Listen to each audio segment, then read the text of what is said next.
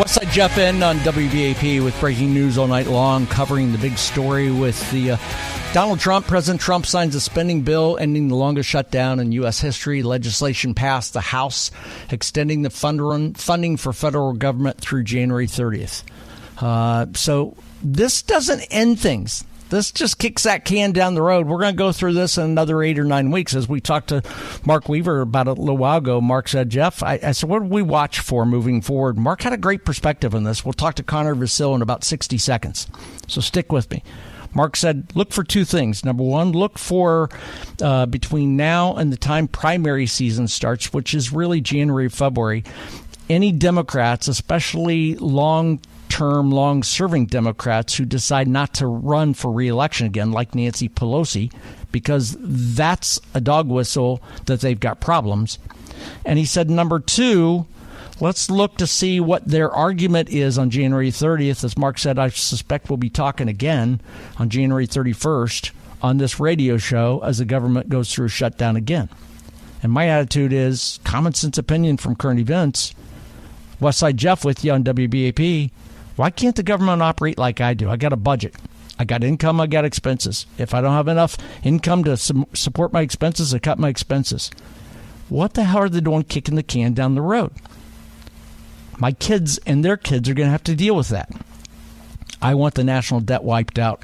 I want a balanced budget moving forward. That's my opinion. Let's check in with Connor Vasile. Connor is with Young Voices. Connor represents a group that works within policy across the country in the political space, especially with younger end voters.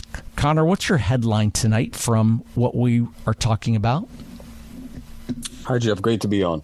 So what we're seeing here, you said it perfectly. We're just kicking the can down the road, right? And the government might be open, but as was previously mentioned, a lot of Americans didn't even feel it, right? I mean, they just went through their lives. Didn't. Like, exactly. Didn't impact me. I don't care. Absolutely.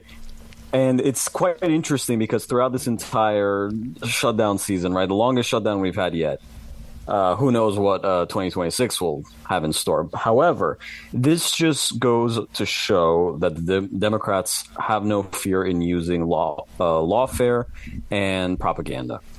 And they use the shutdown in order to boost their chances with the recent elections.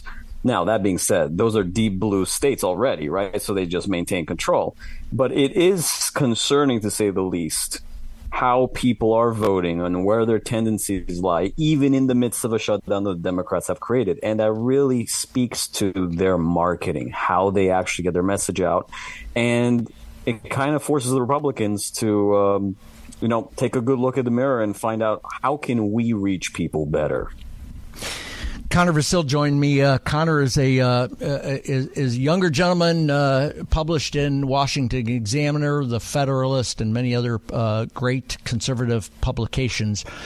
You've probably heard and seen him across the country in national shows. Joining us tonight on WBAP with Westside Jeff. Connor,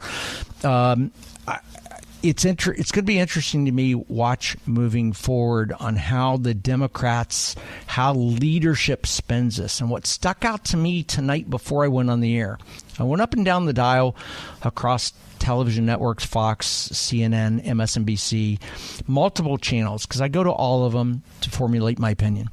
And I saw many clips where Democrats had microphones in front of them late this afternoon, just before the vote, and Trump signed the bill.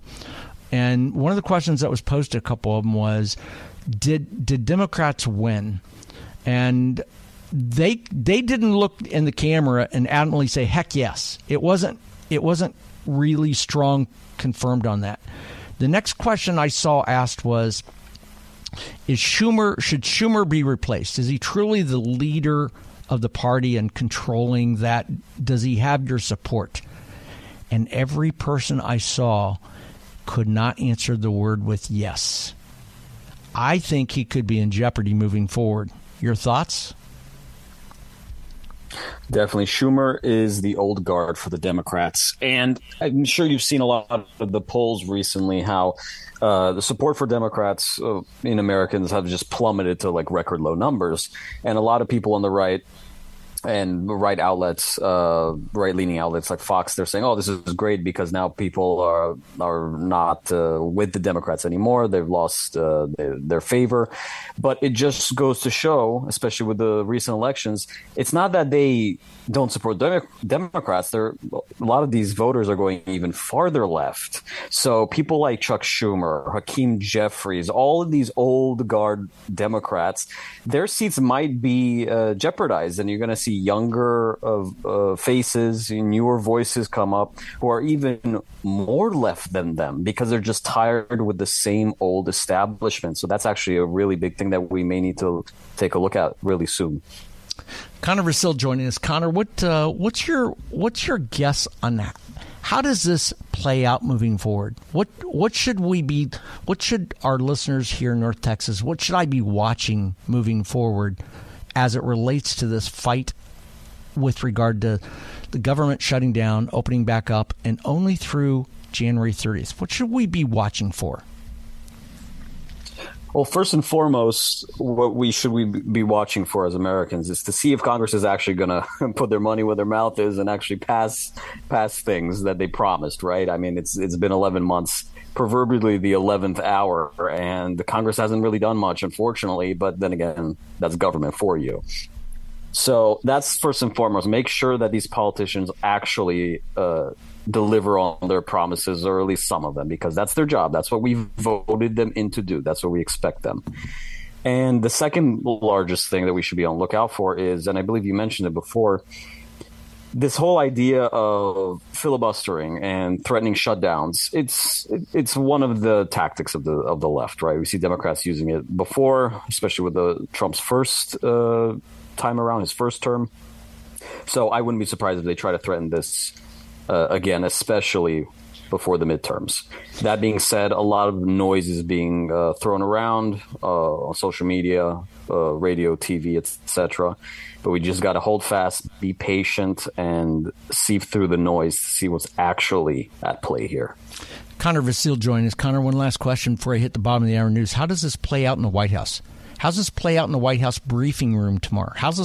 What is Donald Trump saying behind closed doors right now with Republican leadership? What conversations are taking place as we speak right now? What's being said? Well, I think of the very few things we've learned is that when it comes to Trump, expect the unexpected. We don't know exactly what is going to be said. Yeah. However, if I had to put some money on it, I would say something along the lines of he would claim this as a huge victory for the Republicans and how the Democrats are left at square one. They don't even have the filibuster power anymore. So he's going to play this, or the press is going to play this as a huge win for Republicans. But now we want more, right? We want to see them actually deliver on their promises. It's not just that the shutdown has ended, but great. Now let's move forward and actually progress where we were promised. Connor Vasile, thank you for joining me tonight. I appreciate taking the time to weigh in on this. It's important to get various politicos' opinions on this story and the impact to our lives tonight, tomorrow, next week, and as we approach Thanksgiving. And I appreciate your weighing in on this. Connor, thanks for taking the time to talk to us tonight. Westside Jeff on WBAP. I appreciate it very much.